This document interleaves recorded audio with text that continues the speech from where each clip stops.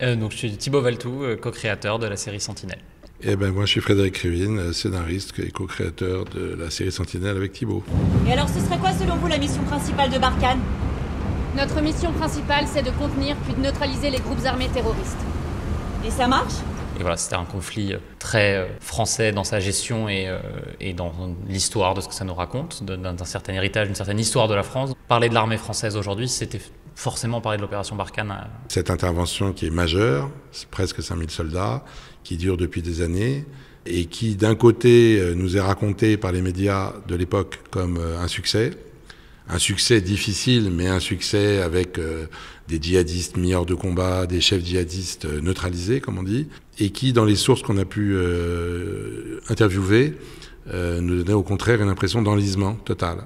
On s'est documenté en plusieurs phases, en plusieurs temps. Il y a le premier temps seul, et après les rencontres. Les rencontres, il y a deux voies de rencontres. Les rencontres qu'on arrive à solliciter et à provoquer seul en direct, qui sont en général les plus intéressantes, puisqu'on passe outre l'institution, donc on passe outre une forme de censure qui est compréhensible quand on touche à une institution sensible.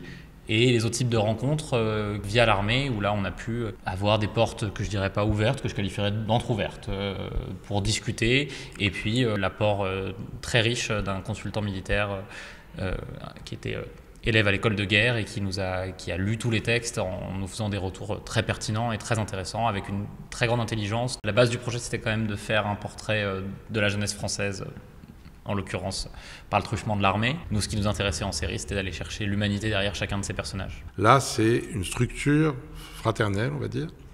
Et cette structure fraternelle, elle est mise dans un endroit où la générosité ou l'humanisme ne sont en fait pas vraiment possibles.